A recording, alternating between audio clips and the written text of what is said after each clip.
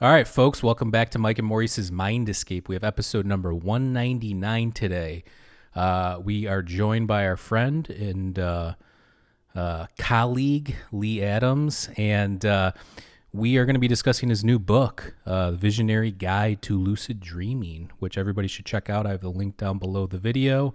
I really highly recommend it. If you're into dreaming, dream analysis, lucid dreaming, all that kind of stuff, it's an amazing reference for that. So go check that out. Again, the link is down below the video. And before we get started, head on over to patreon.com/mindescapepodcast. For just $2 a month, you'll get exclusive guest episodes and segments. We have a bunch of stuff on there. We have even one from Lee not that long ago when he was on, when we were talking about Indra's Web. And it's like a whole another catalog of episodes. So go check that out on our Patreon. And we're probably going to do one at the end of the episode today. So look for that. And one more thing, head on over to indrasweb.org. It is live. This is the social media platform that we created to connect open minds. So whether you're talking about lucid dreaming or UAPs or ancient knowledge, whatever it is, head on over there, and it's the perfect place to speculate, hypothesize, theorize, all that kind of stuff. So, but without further ado, welcome back on the show, Lee. Thanks for having me. It's always a pleasure. For joining us. Of course, this is I mean, we had you on not that long ago, but I think this is your 7th time on the show. Oh, so, shit. Yeah. I think that's the most out of any guest. Yeah, you're one wow. of our, I think you're probably the most frequent guest. Maybe Chris, our buddy Chris Emerson early on was on more, but he hasn't been on in a while. But yeah, that's got to be some kind of record. Not like taking your skate off and stabbing somebody, but you know.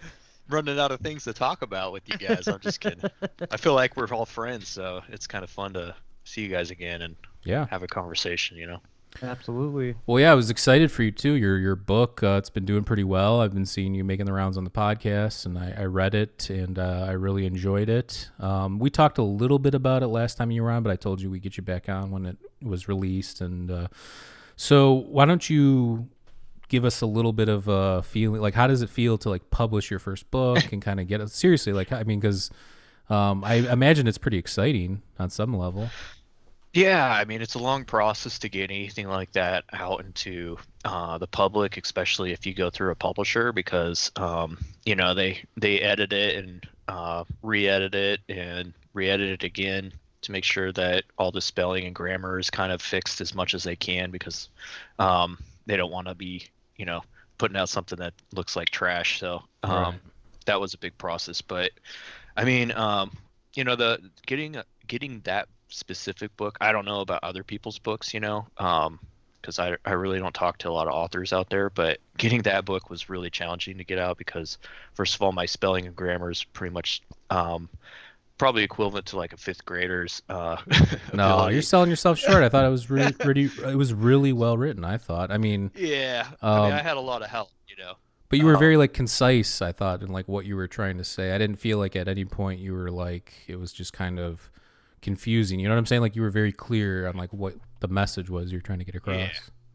I mean, I wrote like a rough draft of what I wanted out there, and then rewrote it again, and then had a editor assist me in rewriting it again, you know, so that it made sense to somebody that just picked up the book without actually having any knowledge of mine. You know, like it's like anything that you write, if you look down at it and you're like, oh yes, this makes sense, and then you give it to like your significant other and they read it, they're like, I don't have a clue what the hell you're talking about, you know? Yeah. It's like and I found a lot of like self-published books were like that, you know, as well as even books that I was reading sometimes that I, you know, was through a publisher. It's like, what are they saying? You know, like I have no idea. And so I really didn't want to repeat that.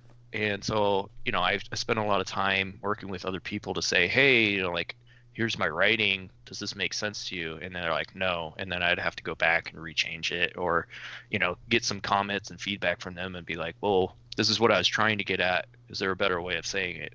So, you know, in that sense, I really felt like the book kind of took on its own life, you know, because I wouldn't say that it's all my words. It's kind of a group activity, you know, like Right. I take the credit, you know, it's like any inventor in a way. You know, you take the credit of the work of the other people behind you, kind of, and the people that provided the research prior to you and everything, and then you're like, here I am, this is my stuff, you know. But really, I want to make it very clear to people that a lot of people came before me, a lot of people helped me and assist me in like understanding the dream experiences and the states I had. You know, I reference like uh, Jung a lot in there, as well as Joseph Campbell's Hero's Journey, Robert Wagner, Ryan Hurd, Stephen LeBerg, all these different people that have really, I think, paved the way prior to me and really inspired me to see dreams and experiences like that in a different way that really could help people. But where I found lacking in a lot of previous books that I've read, and also the reason why I really wanted to write something, you know, unique, you know, is because I found what was lacking is that these people assist people in having these experiences, but they kind of leave them like high and dry at that point. They're like, okay, now you have the experiences, see ya, you know. Right. And it's like, what, you know, like, what am I going to do with this, you know? It's like you essentially have superpowers, but go figure out how to like use your superpowers, you know. Right. And hopefully you don't like cause any damage to yourself or others in the process, you know. It's like, it's not a very good mentor, I don't think so. You know, I've struggled a lot with my own personal dream experiences and what they kind of mean to me, and primarily like reflecting with Ryan Hurd, who I call my mentor and friend, and he gave me a lot of feedback on like how to look at dreams in a different way and how to kind of use the dream experience to kind of help yourself and change who you are, and like listen to the dream and create this mythology, a personal myth. Ryan, you know, he said that about my book, and I didn't even really recognize that in my book until he said that. Is essentially what I'm trying to do is extend the dream experience more and make it so it's more meaningful for people, and say this isn't something that you just analyze and put in a little box or anything like that. It's like building a conversation with your dreams and like actually trying to listen to them and try to treat them as if they're like essentially another personality, another person or consciousness that you're interacting with, and then learning from it, you know, or you know, figuring out what the world is. I think it's filled full of positive and negative, say, consciousnesses, and that the more you interact with them, the more you realize that this is a very vibrant, full, active world inside, you could call it inside your mind, right? And it's so massive that it's essentially something that you know, it's not something to put in a box, and that's what I'm getting at, I think. So, you know, my book took it from, it definitely has the basic stuff in there of saying like, and also more advanced stuff saying like, oh, this is what you do to have these experiences. This is how you like improve your sleep so you can have experiences like that. But then pretty much the second half of the book is talking about how to use those experiences to interact with the dream in a different way than is typical. Jung, you know, kind of tried to do that, I think, with his work, and so I found that really important too. Is I don't necessarily like use Jungian techniques in order to explore my dreams or encourage people to do that, but what I do try to encourage people to do is kind of look at dreams from a Jungian perspective, as in he listened to people and he took their experiences as something real, not just fantasy. And he found reason behind people's experiences versus just things coming out of nothing, you know, and or insanity caused from just nothing, you know. Like he found that these people had something to say and there was a reason behind their what they were saying. And so, you know, if you do that, if you take people's experiences and your own experiences as something important, and maybe there's meaning in it, and you try to engage with that, I think you find meaning in it. You know, you really find this deep meaning that typically is just completely ignored by modernity, right? So, I think that's the most positive aspect of that book, you know. But back to your question, you know, like it took a long time to write that.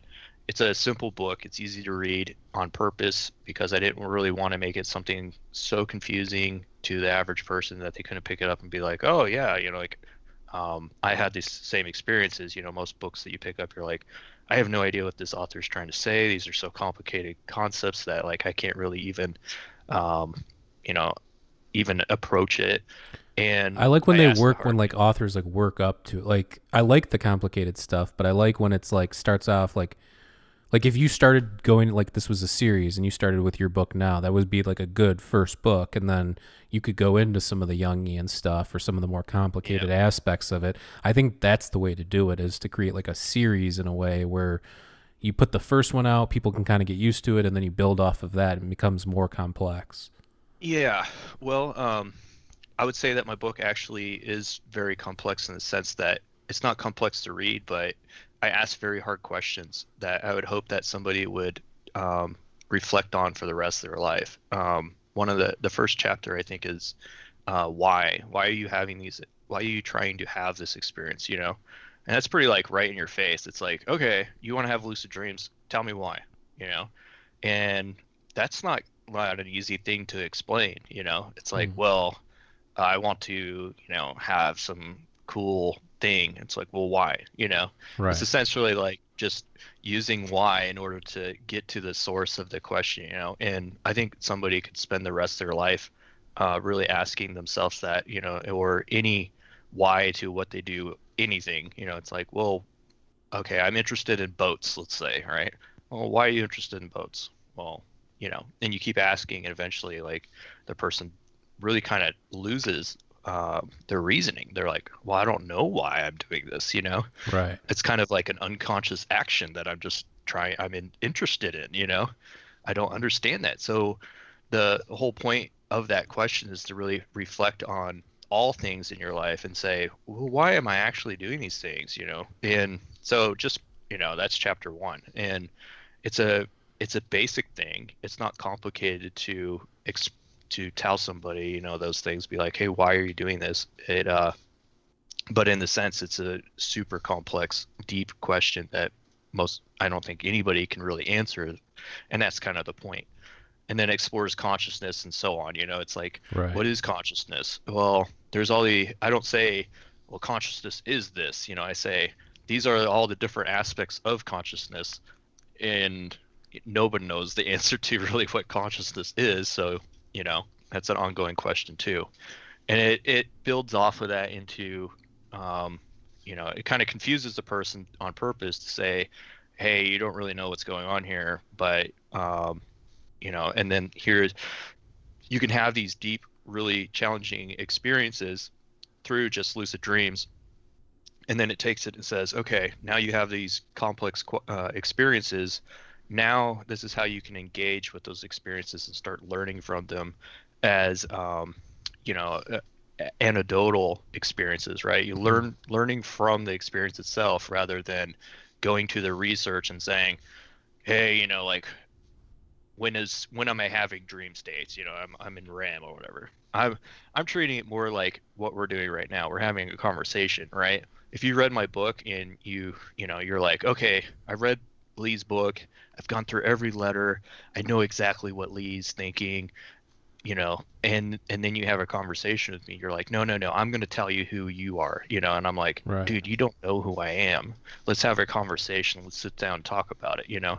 There's a lot more information and knowledge exchanged in that conversation versus saying, oh, okay, I know what dreams are. I know what every experience is because the research says this. It's just random noise. It's like, no. I'm treating it as if you're treating the dream state like a personality that you can have a conversation with and you can learn. And that's really I think the true knowledge, the real knowledge is in that. It's not in, dissecting the dreams and like pulling apart like how many times you saw a snake or whatever, it's like having the conversation. Well, let's point out too, because I'm sure there's some people that are like, lucid dreams, oh yeah, I know what that is, I have it all the time. There's I think most people think of lucid dreams is what they're really thinking is having a vivid dream, right? Yeah. Like there's a lot of people that like I talk about with this where they're like, oh, it's, I had a very memorable dream, I know what that is. Lucid dreaming is you're actually aware or have some alertness of, your day-to-day consciousness within your dream, so you can change things, manipulate things, kind of alter things in that regard, because you're alert to what's going on. So I just wanted to point that out to some of our listeners who are probably I define lucid dreaming very basically. I think I've told this on your show before, but lucid dreaming is essentially just having some form of awareness in the dream space, and that include varying degrees of awareness, and also like I include out of body experiences and astral projection, all that stuff into a lucid dream state, because in those states, you have some form of personal awareness. You're like, I'm in a dream, or I'm having some type of experience, and I kind of has some concept of who I am in this experience versus just being in the dream. A good analogy is like, driving a car. Sometimes you can drive the car and get to work without even knowing that you're in the car or driving, or what happened during the experience of driving your car. And then just sometimes in your own head, right? yeah. Well, And it's then such a repeatable sometimes thing that. yeah. Well, dreams are, the same thing. It's very repeatable. We do it every night, multiple times, so we're not really aware of it. And then sometimes, you're driving the car and somebody slams on the brakes, and you're like, "Whoa, I'm back in the car," and then you're aware that you're driving, and it's kind of the same thing as being present in the dream experience. Being aware versus just being being along for the ride. And so there's something to be said about being aware all the time, in those experiences, but it's also important to not be aware too, like driving cars, stuff like that. So, and do you have any step-by-step instructions in the book on how to achieve better lucid dreams? Yeah, so I stick to science in that aspect. There's lots of different ways to have lucid dream experiences, right? And sometimes it happens naturally to people. But really, I stick to like the most effective ways based on peer-reviewed research, which is wake back to bed and the mild technique. Those are really supported by research. The other techniques may be more effective in some ways for other people, but I stuck to the most effective ways based on the research, so that most people could have the experience. And it's been that way for me too. I try to keep things simple, keep it simple, stupid, Oh, yeah. and sometimes that's the most effective way to do anything. And so I tried to really keep it simple for people. But I also talk about like supplements and other more advanced techniques that people can use to kind of up their game if they choose to, and I probably spent years like going through all the different ways that people have said to have the most effective lucid dreams, and really like some of them worked, but consistently it was kind of hit or miss for a lot of them. So I went back to the basics, and just said, okay, these are the ones that are consistently effective. If you stick to them, just do this and you'll be good. And hopefully, people take that in the book, and run with it. Yeah, the most effective one for sure is the wake back to bed. So I mean, for me, I always wake up at like 3 or 4, or have to go to the bathroom real quick. And then when I go back to bed, if I was either in a dream or not, like in the deep sleep, and then I fall back asleep, most times have some sort of a lucid dream. And I think I told you this. I felt like when I got better at meditating, lucid dreaming became easier to like get into that state. Yeah. I mean, that would be like what I call awareness training, right? Like reality checks, which essentially is like checking to see if you're dreaming or not throughout the day. The way that they're effective is it's really bringing awareness to reality. It's saying, okay, I want to be present. I want to be aware during my waking life. So when I'm in a dream state, I want to be present. I want to be aware. So you kind of what you do in the day affects your dreams, and what affects your dreams affects your waking life too. So if you want to bring lucidity to the dream experience, then spend your life being more aware of the activities that you're doing during the day, such as like driving the car.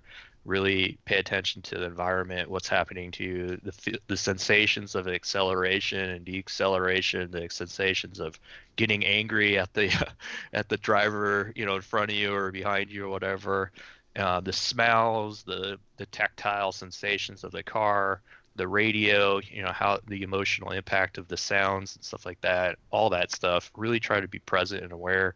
And the more that you do that, the more that it will affect your dreams, bringing some form of awareness to it. You mentioned like the aspect of control in the dream experience too, and I don't necessarily include that into lucid dreams at all. That's kind of an individual, I should if say we dumb it down. that's not all the time either. Yeah, it does happen sometimes, but it's not like a regular thing. And I don't even right. know how you control. I don't know how you get to that though, either. Right? Like when it's there, you know how to do it, but it's like it's not something that happens regularly. Yeah. So the reason that control is such an interesting thing in waking life as well as in dream life is typically there's layers of control, right? So you be like, oh, I'm in control of my own life, but then you have like political um, activities or limitations by your money and things like that, while you're awake that control your waking reality, like confine you into who you are, and you can't really do a lot of things that you may want to do, also like rules and stuff like that. You get prison time if you murder someone, so obviously like that's you're not going to go murder people. Right. Or ethical and stuff like that too. So like the level of control that you have wake is kind of limited by that. You have this illusion of control really in your life. And the same thing goes for lucid dreams. There's always this hype, this sense of awareness that creates the dream space, right? I call it like the narrator. And the narrator kind of is just like a narrator of a movie. Or a director, right? There's the actors, they're playing a part, they have a screenplay, the script, and the director is like, hey, move here, move there, or whatever, and they're kind of directing the show. The actors aren't actually in control of anything as such, maybe like improv on some words they say, right? But the audience sees it as, this thing, or the actor is like the important one and all this stuff, but really they're not. The dream space is kind of the same thing. It's like you're always having this world that is generated around you, and the world includes like sensations, it includes memories of things that you've never done before. You may be a completely different person, and it may seem totally normal and natural. The characters around you, they're involved and invested into the story that's happening around you, and all the senses and the emotional impacts of those senses too are generated by the dream world. So, the question becomes of how can you become aware of a dream? Is the narrator the thing that controls the dream and controls the memories even on the most part? Is that the thing that actually gives you lucidity, or is it you that gives you lucidity, right? Right. There becomes this problem. You're like, oh my God, am I even aware in my dream? Or is that like just this dream playing a trick on me almost, and saying, oh yes, you're now aware, and it's like, oh, I'm aware. I think it can come and go though too, right? Because I've had like bad dreams where I tell myself in the dream towards like a middle part, or if I wanted to stop, like, you're dreaming, wake up. Yeah. You know what I'm saying? So it's like, I think you can jump into that too. It's not something that you start the dream aware and you can control it. I think it's something that also comes and goes throughout the dream. Oh yeah. I've had dreams where I'm lucid in the beginning of it, and then I lose lucidity throughout it. I start playing the character again kind of, and eventually just forget that I'm actually like me, Right. and go along with it. That's pretty common with most people that have lucid dreams, or the other way around. You could be, halfway through your dream or whatever, and then suddenly you're like, whoa, I'm dreaming, like, right. Whoa, something crazy happens. You're like, whoa. Right. But like the interesting part is like, okay, say I'm practicing lucid dreaming, and I'm like, okay, if I see a clock or something like that, then I know I'm going to be lucid dreaming. So I'm sitting there and I'm in my dream, and then suddenly, this clock just appears out of nowhere. I'm like, oh my God, I'm dreaming. It's like, well, who made the clock? Like, right. Something made this clock appear, and it knew that if I saw a clock, I would be aware. And then it's like, here you go, now you're aware, and you're like, wow, I did it, but really it's like the thing behind yourself, the unconscious, you could call it, is like, hey, I'm going to make a clock for Lee, and Hmm. let him think that he's like aware. Another thing is like this interesting idea that I've had recently is about like memory and how, it affects you in a dream. It's like some people, including a good friend of mine, and I've had this, have had dreams where they last a long time, right? Like almost seemingly years, and you're in the dream experience. And it definitely lasts, the memory of the dream experiences lasts a lot longer than the actual time that you're asleep, right? Hmm. So say you're asleep for 15 minutes, but the dream experience extends for much longer than 15 minutes. So how does that happen? You know, it's not time restricted. Right. It's not time. It's not restricted by real time. What I'm thinking is happening is memories aren't based on time. So and this is supported by dream experiences where you get into the dream and then suddenly you have memories of um, a long time of who you are and what you're doing in the dream, and everything seems natural, but no time has gone by. It just started, and you're like, oh, I'm fully this character in this dream, and I don't have any concept of like me anymore or anything. And so, like, to me, it seems like dreams are, or memories are kind of almost implanted into you, and you experience as if it's, been going on for a long time. So, like, you wake up and you have all the, like, say a dream actually only lasts for like a second, right? And Right. you wake up and you have this memory of like this long experience where you were lucid in a dream and all these things happened, right? But like the real time that you were actually having the dream experiences is only a moment of time. It's like, well, what was that all about? It's like a fabricated experience that never really happened, quote, happened, in real time. Right. Right.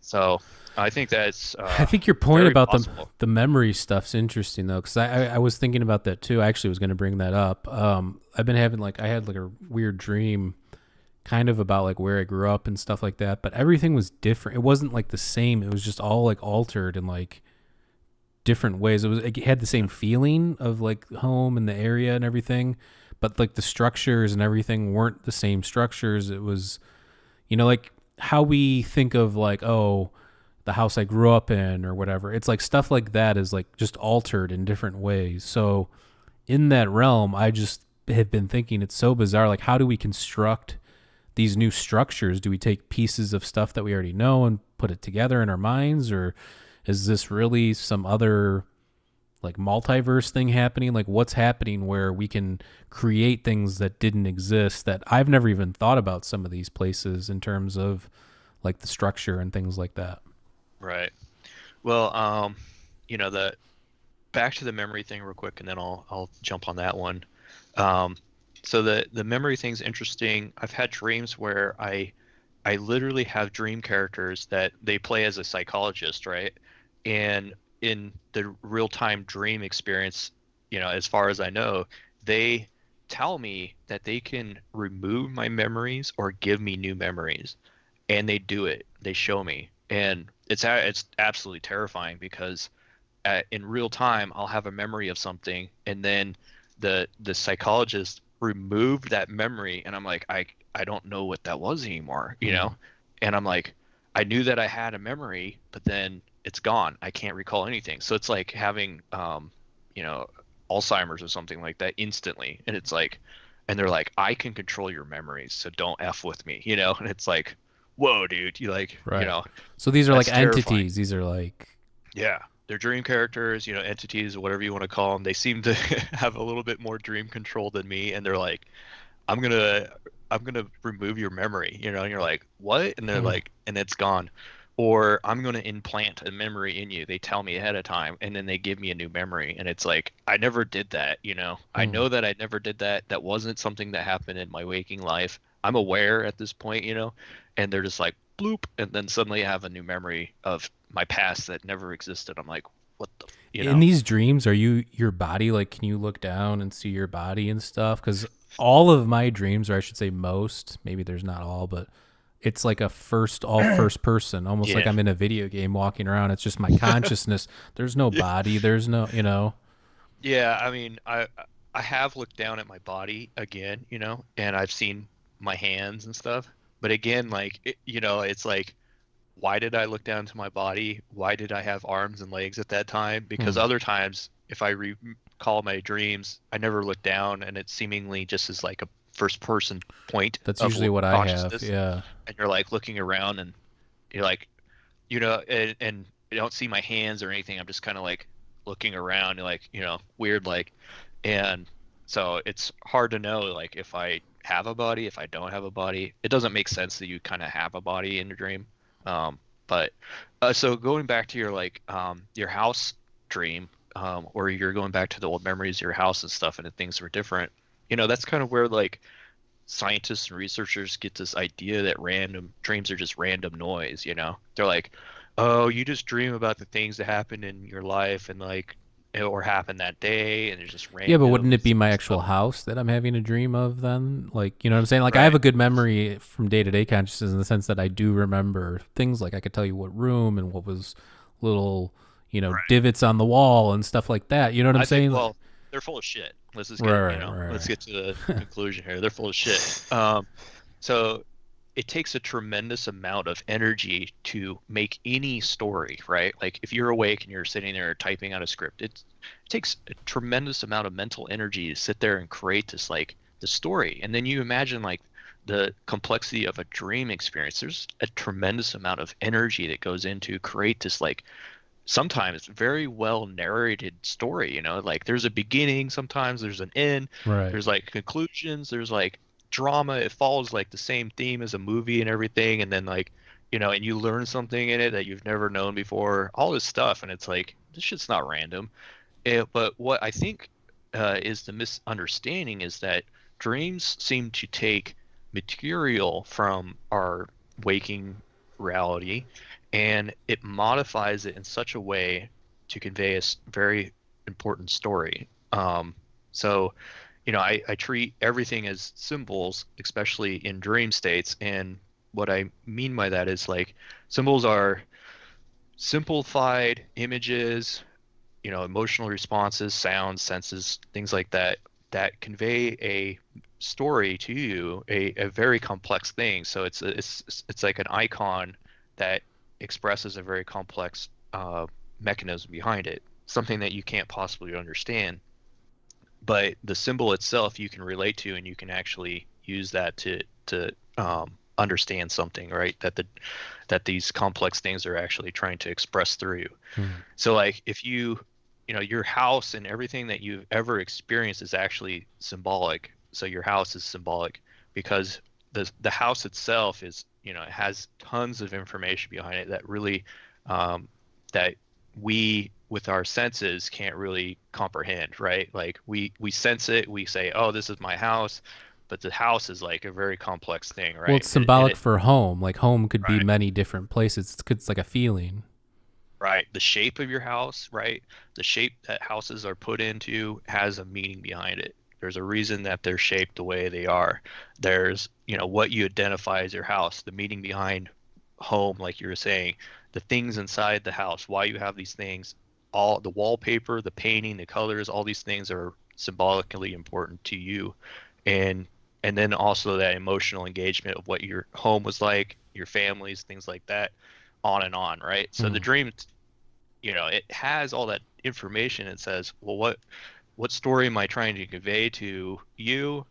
And then it says, okay, I can use the house as like a jumping point, but I can modify it slightly to convey a different message to you, So Right. like, say I'm watching TV, and this like beautiful actress is on the TV or something, and I'm like, okay, and I go to sleep and suddenly I'm dreaming of her, it's like, well, is that random noise? I don't believe it is, because what I think is happening is the dream is using something that is emotionally responsive to me to convey a story. So it picks that image of the actress and all the things associated that I know about that actress, and then puts it in the dream space to say, here's a way to relate to me to convey a very important message that I'm trying to understand, And sometimes like it's almost like the message gets confused, because like let's be real here, it hasn't been long since modernism has been around, like modern thinking and scientific methods and stuff like that. It hasn't been long in the human history that those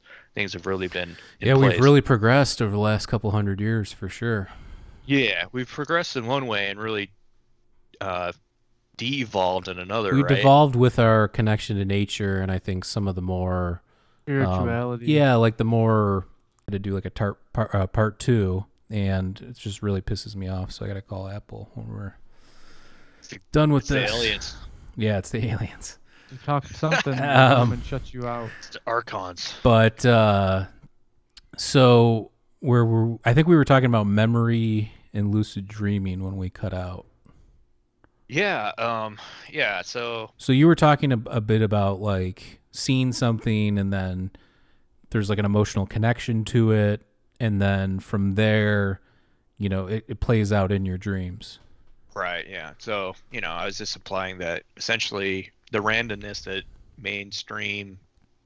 what I'll call mainstream scientists, or sleep, scientists think of when they think of randomness in dreams and how they're random completely is essentially they credit that by saying, oh, well, you just dream of random shit throughout the day, and that's what makes your dream up. But that's not, if anybody really pays attention to their dreams, they realize pretty quickly that that's not the case. Like, these are very complex stories. They're very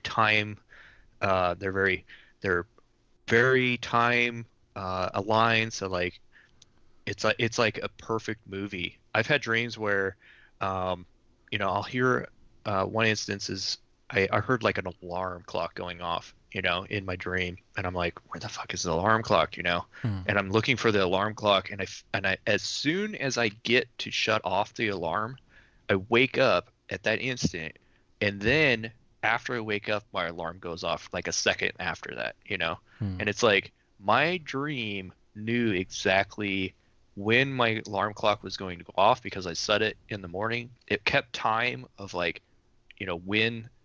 when I was going to wake up, so it had real time dream memory of time. It was setting up the Kind of dream. like precognition, right?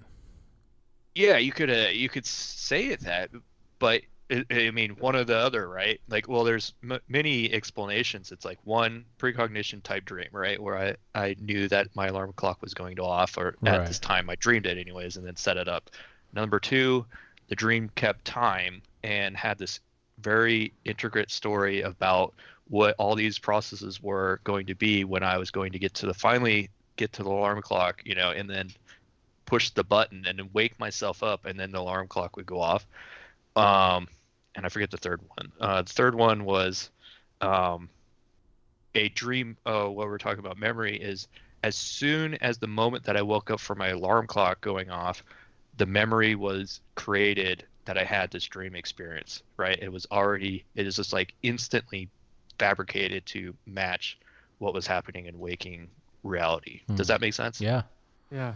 So that's kind of a new thing for me, is like this dream memory thing, and like what is memory and how does that get, like how does time and all this stuff relate to memory? It's kind of like a new thing that I'm playing with. I don't have the answers to, Yeah, I have memories of some old dreams, like I can remember them exactly. So it's almost like the same as having a memory as a child. Like I remember some things as an infant. They're very vague. Yeah. And then I'll explain, like I have this one memory of me being changed on a pool table, so I must have been 2 years old or something. And I tell my mom, she's like, yeah, that happened. We were at camp. I barely remember it, but then at the same time, I have memories of dreams they've never diminished. So again, that's something weird going on there. Yeah. Yeah, as well as like false memories on going to sleep. That is common for me. So I'll be in like hypnagogia, kind of like the in-between state between waking and sleeping, kind of coming in and out of sleep.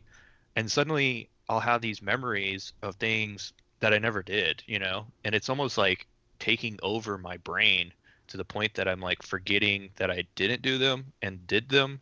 And it's like, I get really confused, I'm like, I didn't do that. Like, no, Right. And it's like resisting almost this implant of a memory that never occurred, or maybe it did, and I don't know, It's like, So the memory thing, is confusing by itself, and applying that to dreams, it's like, oh my God, like I have no idea what's going on.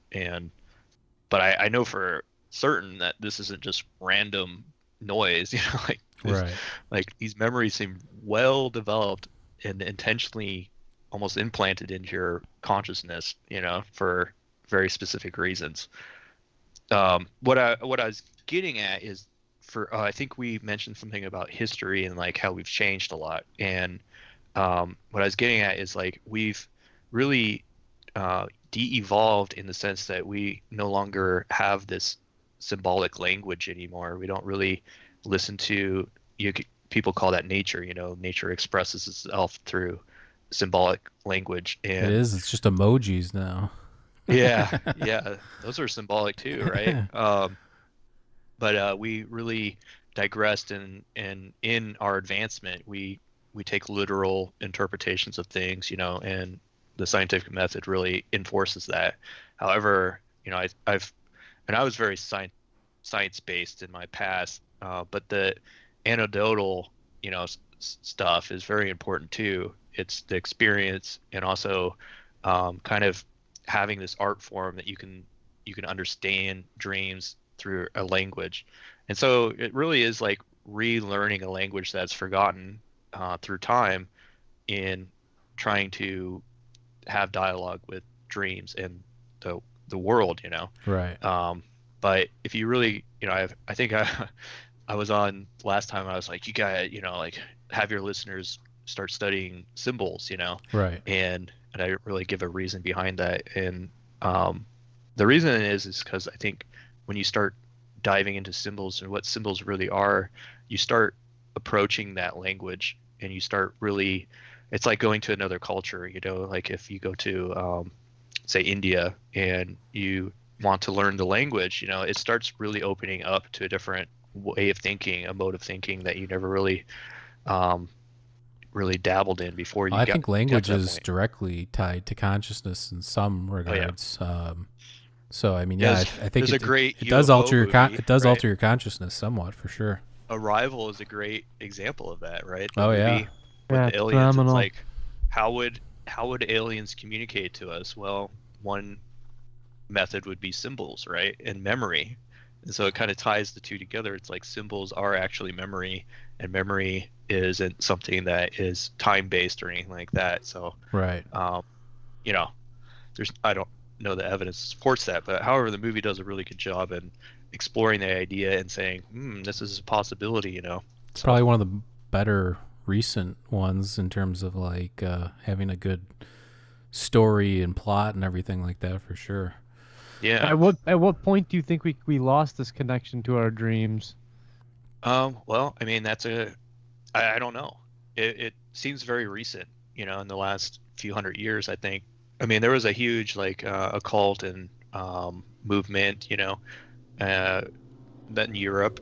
So that seemed to be like and Jung was part of that, I think, right? And he kind of was trying to re-grasp the symbolic language and reconnect people to it. And I think the occult movement would kind of was that way too. It's like, oh, there's hidden knowledge in symbols, and I really desire to learn that. And people attribute that to occultism, right? But really, I think occultism is just essentially people trying to re-engage with that symbolic language. But I think anytime that we see advancements in technology and things like that, we start kind of losing our grasp on symbolic language, the more nature-based things, right? The more like, these are organic objects, right? They're like symbols are organic. They're alive in the sense that like they change, and the things that they represent change constantly. So like a human being is a symbol, right? I see you guys and I think, oh, I know you guys, right? But really, you're constantly changing. Your ideas are they may be vastly different than the last time we even talked, and mine too.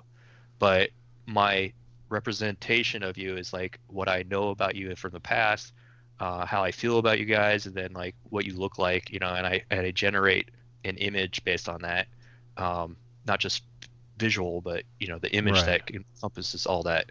but really that's the only way that I can communicate to you, is through the symbol, which is you. But really, like, there's so much depth to that I'll never understand because it's constantly changing, Right. And so that's every symbol is that way. Like a letter is a symbol that in Right. our language, written language is a symbol. So like you imagine that every word that you've ever written actually is a really poor representation of actually what those letters and that response that the person that reads it is going to feel, and it's going to affect them, So it's like it's very deep. These things are very deep. Yeah, and I like it, and I like the idea of symbolism and like the way you and I have kind of gone back and forth and discussed it offline and stuff, and I like your ideas on it too.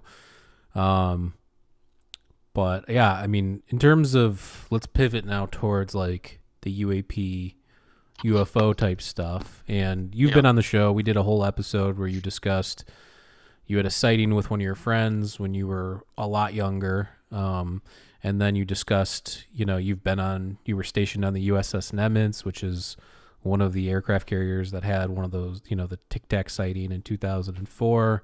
You weren't on the ship then, but we were just discussing like the culture and how people talk about these things on these ships, and then you were later stationed in Virginia, where you did have a sighting on one of the bases, and you described it as some sort of large sky jellyfish trash bag looking thing. I mean, it just that's what I remember you describing it as, but.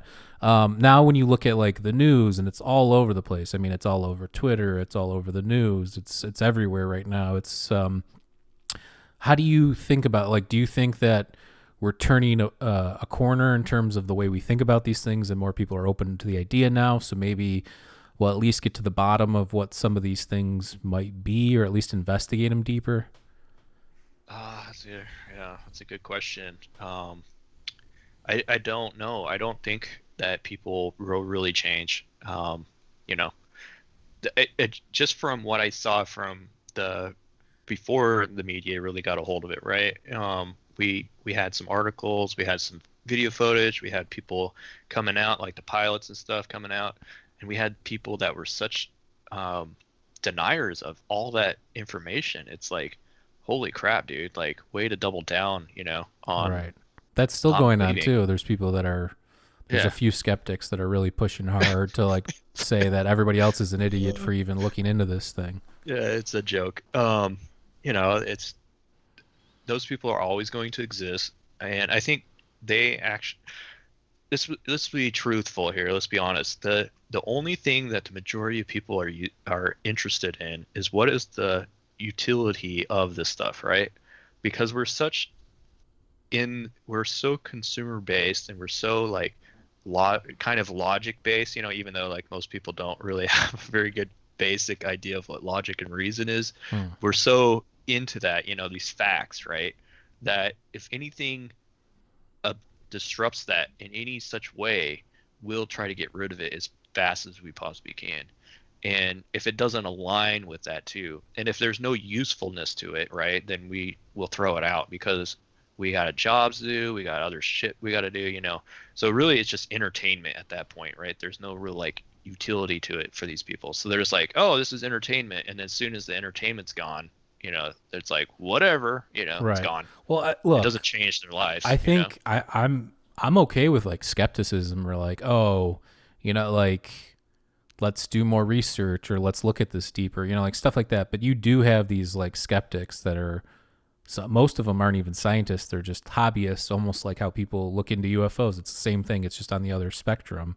And they're writing books and they're writing blogs. And a lot of them aren't using logic and reason either. So if they want to say, oh, well, these people aren't going through all the steps like Occam's razor to figure out what this thing is, they're not doing the same thing on the other end of things either. They're not looking at these things objectively. They're coming at it from a completely skeptical standpoint where they've already decided that couldn't possibly exist, so they're going to do everything in their power to figure out, how can they present their idea of that so that they'll convince all the people. Right. Yeah. I think it really comes down to like well, I know something, you know, and you're wrong, you know, Hmm. and it's on both sides, you know. It's like I know Right. aliens exist, period, you know, and it's Right. like I know this, and I have to tell everybody so they're like on the same page as me, you know. They get something from that, you know. Well, it's like the They're people are like these aliens are from this planet. No, no, you don't know that. You know, we don't even know exactly what these things are. They could be from a different dimension. It could be some super advanced technology. I'm not saying all of it or some of it. I'm just saying there's some things that could be some things. There's other things that could be other things. But then people generalize these things on both sides and say it's for sure not this or it's for sure this. And it's like I think we need more people in the middle saying, well, let's just look at this thing deeper, right? yeah. Well, there's like you know, a good example of what is happening, I think, is religion. There's religions, you know, where pretty small groups of people, they're pretty passive, you know, they're just like, hey, if you want to believe in what we believe in, that's cool, you know, come hang out with us, you know. But then there's like it gets bigger and bigger and bigger, and eventually like they're like, no, you have to believe this shit. We'll destroy like all your history and kill you if you don't believe in what we believe in, you know. And then they're like, and that's what everybody hates about religion essentially is they don't hate religion itself, they hate group think that causes people to get killed Yeah, it's and like power destroy their lives. corrupts, right? It's like Well, this. that's what the man put into it, you know. It's Right. we always corrupt and wreck good But things. I agree with So you. then Like the general idea behind it is not a bad. You know, like you want to be a better person. You want to, right. evolve your consciousness and your ideas and help people around you and just be a generally better person. So I think that Right. at its core is a good thing. But then you'd right. You get enough people together, it becomes a power dynamic and a power structure, and then people are, Right.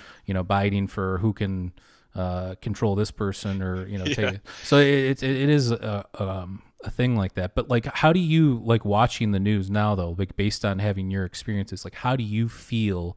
Do you feel like a little validated? Do you feel like maybe we will get some sort of answers on what these things might be or what they are? No, I just laugh at it, dude. I think Yeah, it's we a were just joke. talking about this when I'm we like shut off. you're a freaking joke, dude. You're like it's like okay, I experienced something, you know. Other people saw it with me. I'm not hallucinating these things, you know, like these people are random, seemingly random people that work in the military, you know, and saw the same thing. It's like, okay, like what do you want from us? You know, like we saw it. It's real, you know, like Right. whatever. And so I don't really at that point it's like, okay, you know, you want to disprove me? Okay, you know, I don't care because like it doesn't affect what happened to me. And like if you want to prove it, that's fine too, I guess, you know, but it's like it happened. I don't care at that point. It's like I don't care. Well, You you're know, you're a smart dude and you think pretty deeply. Obviously, you and I talk a lot. Um, do you think that like I don't know. I guess I get what you're saying. Like you don't care what anybody else has to say because you've experienced this thing. You know it's yeah. real. But what I'm saying is like when you think deeply about it, does it change the fact that like do you care that other people believe that it's real? I guess is what I'm saying. Or you're just saying that just because you've experienced it and you believe it's real, you don't need anybody else's validation. But I guess how do we get to that next level where are you even curious what they might be or what it might be or I don't know. You know, I'm it goes back to me being an introvert, you know, like it we have to go back to like who really is an introvert and who's an extrovert. Young, you know, created these terms introvert, extrovert, and essentially an introvert is somebody that finds meaning internally, right? They hmm, deeply go down inside, they find meaning from the experiences from internally, right? right. Extrovert is they find meaning from things that happen externally to them, like other people's opinions and like beauty of nature and things like that. You know, that's extrovert kind of stuff. It's not so much about like who wants to stay inside and who wants to go outside, right? Or who Right. doesn't like talking to people, etc. So like me, I'm a very strong introvert. I find meaning by my own personal experiences. I don't really need external validation to have that meaning. So, but some people, you know, they're extroverts, you know, but I really don't understand that because I'm an introvert, you know. But Hmm. I can understand that they need that, you know, but it doesn't really affect me, you know. So it's like if 1,000 people said they saw a UFO and one person said they saw a UFO, it doesn't really matter to me. What really matters to me is me experiencing it, personally. So that I have experienced it is the most important part to me. What helps me is validation from other people.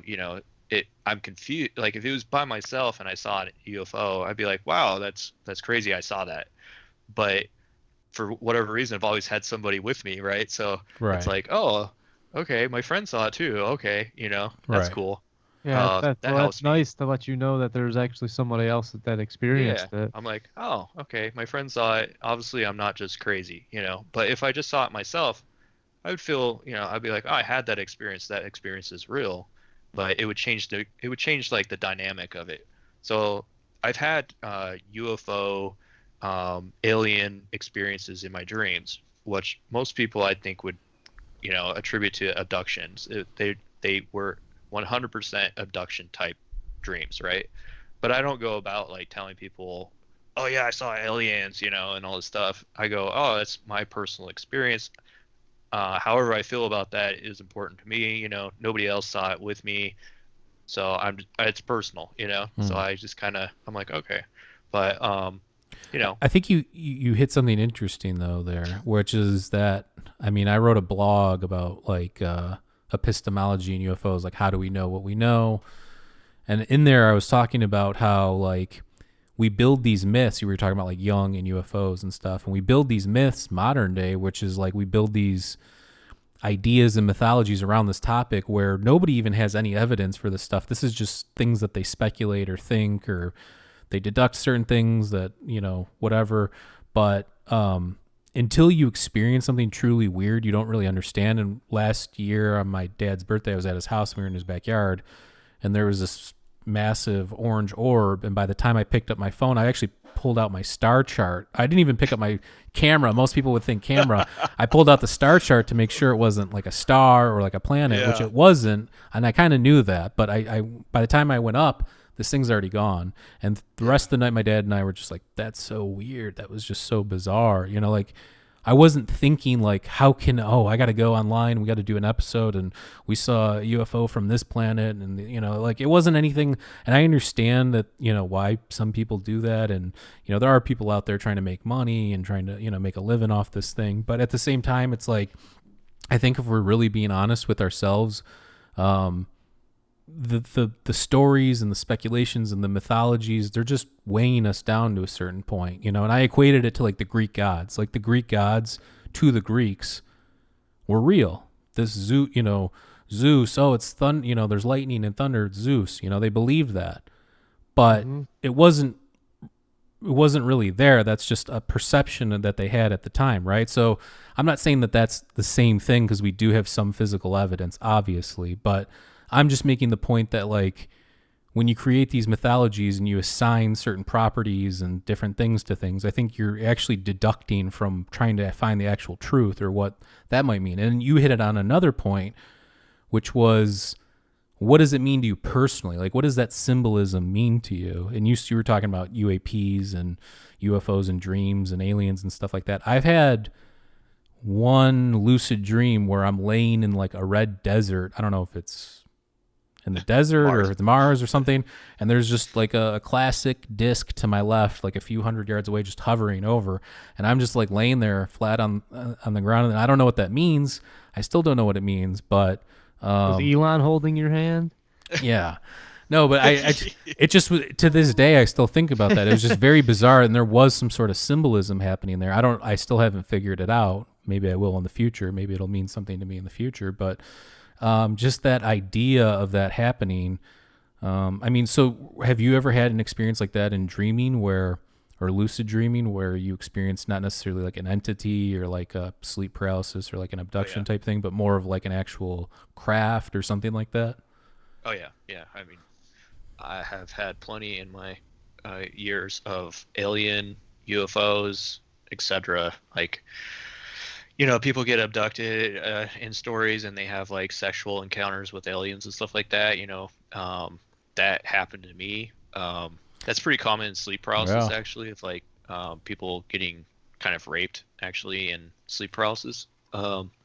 So I had, I was laying in bed, I had sleep paralysis, and then next thing I know, I think there was maybe like 3 aliens pretty much kind of gang banging me.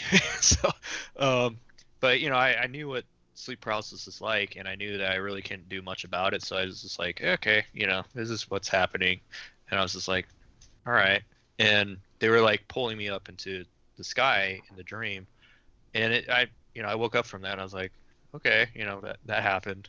What does that mean? But I didn't really like freak out about it and be like, oh my God, I was raped by an alien, you know? But you did have sleep paralysis issues with other entities where it was Oh more, yeah. it wasn't really related to what you're talking about. It was more just like these dark entities by your Oh yeah. bed or whatever that. Yeah, I had this gray alien chilling next to my bed for months, and it was you know, I was like trying to communicate to it. I was like, okay, you know, I don't know what this thing is, if it's some type of thing from my psyche or whatever, you know. So I'm like, I want to talk to it. So I tried to like, I like even like went into its like as far as close as I could to its face, and like because it was like trying to speak to me, and I was like trying to like get in there, and I couldn't understand the damn thing it was saying to me, and eventually it disappeared. It like it was like these series of dreams. I had this like black orb next to my bed that my mom gave me. It's like it's a rock, you know, Yeah. and I put it next to my bed because like I had a dream years and years ago before I even got this orb thing from my mom about essentially the same thing, and it was like sucking dark entities into it. And I'm not interested in crystals or anything like that, and my mom isn't either. But she happened to go to Arizona and to this like crystal show, you know, like those big rock shows or whatever. Yeah. And she Yeah. found this orb, and she's like, maybe Lee would like that, you know. So she brought it back to me, and I was like, thanks, mom. I had a dream about this thing, you know? And she's like, really? I'm like, yeah. So I was like, maybe it has importance. Anyways, fast forward, the alien dude in my dream took it. He like ran off. Like, so I came out of, you know, I woke up in my dream. I was lucid. I moved out of my body, right? And I look over in the corner where the orb is, and it's gone. And I'm like, the fuck? Where'd my orb go? And so I walked over to the door, and my door was open, and the alien dude had took off with it. So I don't know what that was about, but Didn't you have one too, like the one, I think one of the first episodes we had you on where you were talking about how you got rid of sleep paralysis and you actually like swallowed yeah, this entity or something like that. yeah, it's a black shadow creature thing that looked a lot like the Grim Reaper. And you know, oddly, if you go through like the historical references to Grim Reaper and why people see the Grim Reaper as it becomes very dreamlike too. You know, it's during a time of pandemics too, so you know, so it's interesting. But Yeah. they essentially, I just swallowed this thing, and I didn't know it really why I even ate it. You know, I was like, it was just like a natural thing that I did, and it's a great. I mean, people start looking into the stuff, they'll find it really interesting because I found people that described exactly the same thing as me. They ate the shadow creature, Hmm. and they don't know me. They never read my shit, you know. It's like historical. It's before I was even born, some of them. I mean, there's a whole entire like culture in Africa that they're called like soul eaters. They eat spirits, and that's how they use them, you know. And then South America, if you go into indigenous tribes there with ayahuasca, they eat what they call darts, and they store it in the phlegm of their stomach, and that's how they gain special powers. That they eat the spirits themselves, and then they store them in their stomach. So, you know, I don't know, you know, like what that's all about, but it seems like it's a pretty natural thing that people do for some reason, and that's how they gain magical powers, you Right. know. So like, Crazy. so now we've talked about your experiences that you've had with, you know, UFOs and creatures in your dreams. And obviously you've had real, you know, waking consciousness Yeah. experiences. What would you say is the main difference other than being fully conscious for like the other ones? Like what was there, did it have some sort of similar feeling or like an archetype thing happening, or was it something completely different? No, I think they're very relatable in the sense that, you know, you say you're in the dream, you wake up, and it's like, who do you tell, you know, that you had this experience? No one's really going to believe you, really, you know. So you really don't talk about it, and then there's no real place to talk about it. The same thing happens with seems to happen commonly with alien or UFO encounters. You know, you have this experience and then you're like, okay, what do I do with this? And eventually you kind of just stop talking about it, you know. Both of my experiences, um, I stopped talking about it. I didn't really talk to people about it after the experience. And if I talked to those people about it, you know, they probably hadn't really talked about it either. It's almost so weird and bizarre that you're just like, I don't know what to do with this. So I just put it away into something that doesn't exist. It's like, you know, I think it's pretty common for people to have waking hallucinations too, like more so than we really think. I definitely have some weird things that happen to me throughout my life. You know, you're like, did I see something there? Or, Right. you know, what was that? And we just kind of ignore it, you know, because it doesn't really fit into the model of what we want to happen, you know, and we don't want people to think we're weird or anything. So we just kind of put it away. There's a good book called Hallucinations. And the author, he goes through retirement homes and he's talking to a lot of retirement home people, you know, older folks, and it's very common that old people hallucinate all the time. They talk to people that aren't there. They, you know, have full-on conversations with people, and they really don't talk to people or even their family. They don't mention to their family because they don't want to be thought as weird and, you know, crazy. They don't want to be thought crazy, and they don't want meds increased and all this other stuff, you know, and so they just keep it to themselves. But he went in there, and I guess he convinced enough people to be open about it. You know, he's a doctor, and he showed that I think he had statistics in there. There's a very high percentage of people that have these things. So it's actually really common for people to experience things that they can't make sense of, even all throughout life. I mean, like children have imaginary friends, you know, Right. and then they grow out of it, and parents are like, oh yeah, imaginary friend, it was so fun, you know. It's like, what the hell? Like, Yeah, I mean, I wonder if there's some hallucinating. connection to that between like your early stages of life and the very later stages of life, in the sense that you don't have the same structure, priorities, or responsibilities that you do later in your life. Yeah. Well, I mean, when you get older, you start having dementia, right? It's very common for people to have dementia. And so the default mode network, when you get older, breaks down, and that's what really causes dementia. Even in Alzheimer's, like, it's attributed to default mode network shutdown through this plaque buildup in the brain, right? Essentially, your brain just doesn't work the same way. And I would assume that when you're a child, your default mode network is obviously not well developed or anything like that, so the brain is operating in an abnormal state, right? So it would be common for people to have hallucinations during that time, because essentially, like, you're a child and you're kind of like naturally having taken hallucinogens, right? Your like default mode network is kind of almost to the state naturally that it would be when you would be on hallucinogens. Yeah, you're talking about like those graphs where they show your brain connections prior and after, you know, like those graphs that they show. Yeah, that makes sense. So older people that have dementia, they essentially are doing the same thing. Their default mode network is a mess. They're hallucinating things that aren't supposedly there, and, you know, there you go. And then, but like in normal life, when we're all together and everything, we take psychedelics and we're like, oh my God, I saw, you know, all this crazy shit. And it's like, yeah, like old people see that all the time, and so do kids, you know? Right. It's like, we're not in that mind state anymore because we've got our brain working and functioning supposedly how it's supposed to be, right? And yeah, I mean, Ken Kesey actually directly correlated taking LSD with being a child and the way you see things. And yeah. So, yeah, it's interesting. So let's wrap it up here. We'll do a short Patreon. But yeah, we really appreciate you coming on, obviously, and congrats on the book. It's thanks. You did a great job, and everybody should go check it out. I have the link down below the video and the information if you're listening on an audio platform, and buy his book. It's you know, it's on Kindle. There's also, was there paperback too? Yeah, paperback. I'm making an audiobook of it too, so nice. If you don't like reading, that'll be out soon. Yeah.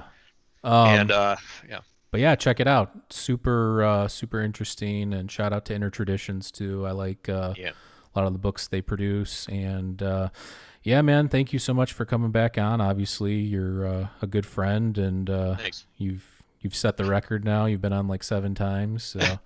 Thanks, yeah. But we'll have you on again in the future, and we don't want to talk too much about it yet, but we're also doing another project with you and a few other people, and we look forward to doing something with that. And before we head on out of here, head on over to our Patreon at patreon.com/MindEscapePodcast. For just $2 a month, you'll get exclusive guest episodes and segments.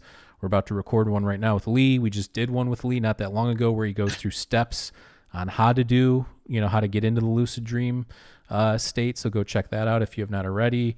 And we have a bunch of other stuff on there as well. So one more thing, head on over to indrasweb.org. This is the social media platform we created to connect open minds. So whether you're hypothesizing, theorizing, or just speculating, it's a perfect place to do that. And a bunch of different topics, a lot of stuff we talk about on the show, metaphysics, all that kind of stuff. So well, listen, Lee, thanks again. And we'll catch everybody next time. We love everybody. Stay safe out there, and peace.